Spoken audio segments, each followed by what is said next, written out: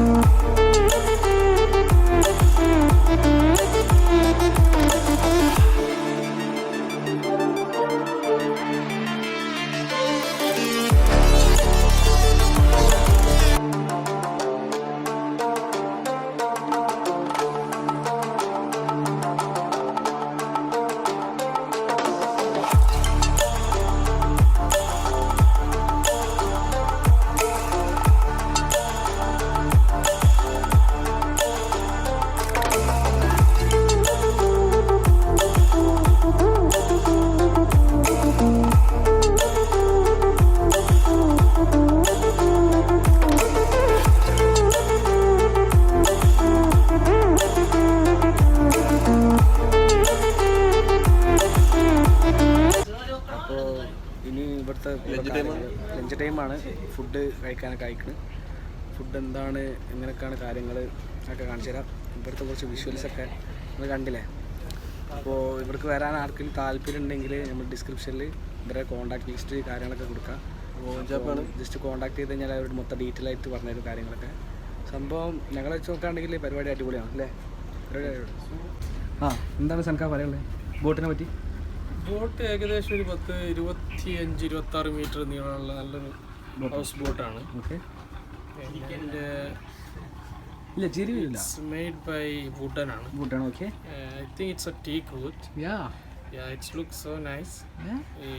And ഇതൊരു traditional cultural ബോട്ടാണ്. കാണാൻ നല്ല ഭംഗിയുണ്ട്. ഓക്കെ. ഇനി എന്താണ് ബാബു, എന്താണ് ബോട്ടിനെ പറ്റി പറയാറുള്ളത്? എന്താ പറയാ, സൂപ്പറാണ്, പൊള്ളിയാണ്.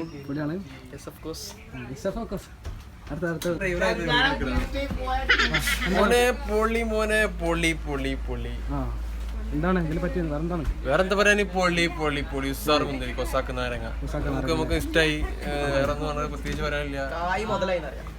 ഇനി അയാളെന്താ വെച്ചാല് ഒരു സാധനം ഇഷ്ടപ്പെട്ട് ഇങ്ങനെ പറഞ്ഞില്ലല്ലോ, അതൊന്നും പറയാനില്ല. നമുക്ക് ഇതിന്റെ ക്യാപ്റ്റനോട് ചോദിച്ചോക്കാം. ക്യാപ്റ്റാ,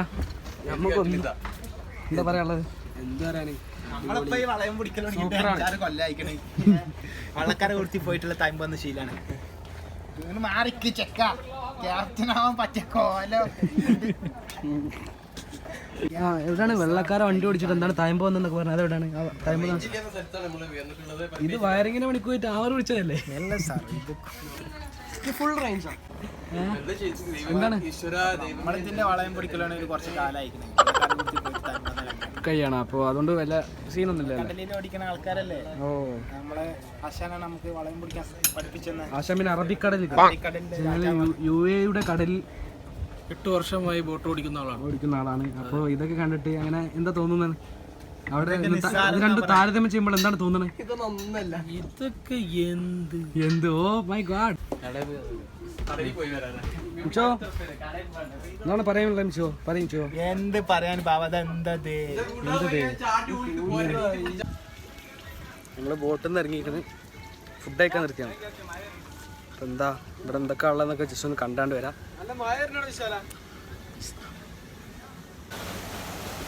ഗായ്സ് ഇതെന്താണെന്ന് എനിക്ക് മനസ്സിലായിട്ടില്ല. അതെന്താണെന്ന് അറിയുന്ന ആരും എന്തെങ്കിലും കമൻറ്റ് ചെയ്താൽ. അപ്പോൾ അവിടുന്ന് വെള്ളം വന്നിട്ട് നേരെ ഇതിലൂടെ പാസ് ചെയ്യണം. ഇതെന്താണെന്നുള്ളത് ആർക്കൊന്നും മനസ്സിലായിട്ടില്ല. അപ്പോൾ അറിയണവരൊന്ന് ജസ്റ്റ് കമൻറ്റ് ചെയ്യുക.